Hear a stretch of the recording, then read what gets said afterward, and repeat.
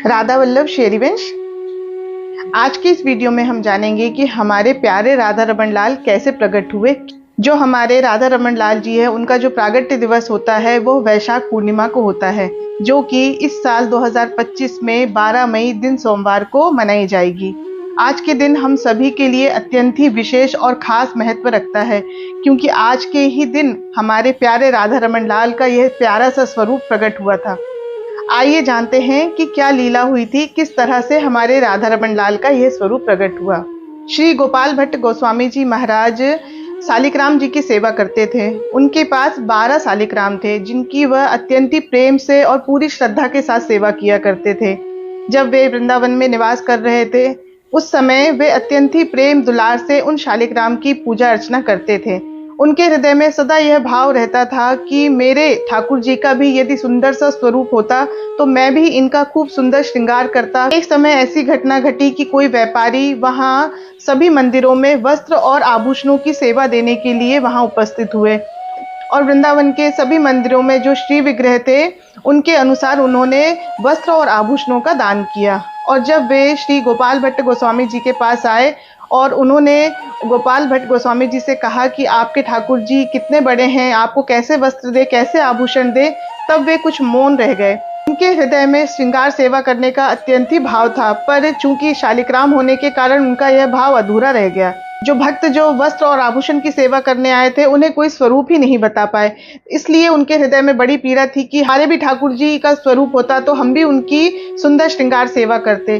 और उनके हृदय में अत्यंत ही पीड़ा थी। एक दिन पहले, मतलब कि वैशाख पूर्णिमा के एक दिन पहले जो नरसिंह चतुर्दशी पड़ती है, उस दिन श्री गोपाल भट्ट गोस्वामी जी महाराज ने श्रीमद् भागवत जी का पाठ किया, और उसमें नरसिंह भगवान की अवतार लीला का भी पाठ हुआ, जिससे वे अत्यंत ही भावुक हो गए और वह उसी भाव का चिंतन करते करते सो गए। और जब वह सुबह उठे और यमुना जी स्नान करके जब वह वापस आए, तो वे देखते हैं कि जहां उनके शालिग्राम भगवान रखे रहते थे और जो उनके ऊपर कपड़ा ढका हुआ रहता था, वह कुछ ऊंचा सा हो गया था।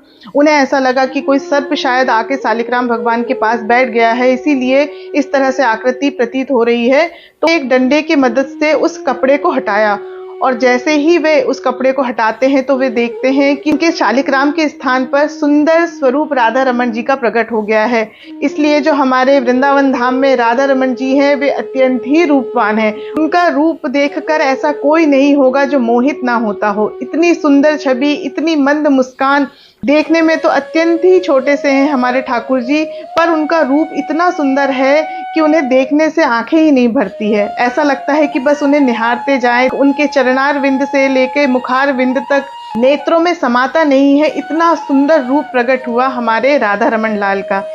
यदि आप कभी वृंदावन धाम जाएं तो निश्चित रूप से श्री राधा रमन लाल जी के दर्शन अवश्य ही करिए। इतनी सुंदर छवि, इतना अलौकिक रूप है कि आप भी देखेंगे तो आप भी निश्चित रूप से मोहित हो जाएंगे। इतनी मंद, इतनी मीठी मुस्कान है हमारे राधा रमन लाल की कि क्या कहें। हमारे पास तो शब्द नहीं है हमारे राधा रमन लाल के रूप का वर्णन करने के लिए। आशा करती हूँ ये जानकारी आपको अवश्य अच्छी लगी होगी, तो अधिक से अधिक लोगों तक इसे शेयर करें और मेरे चैनल को लाइक करें, सब्सक्राइब करें। जय जय श्री राधे।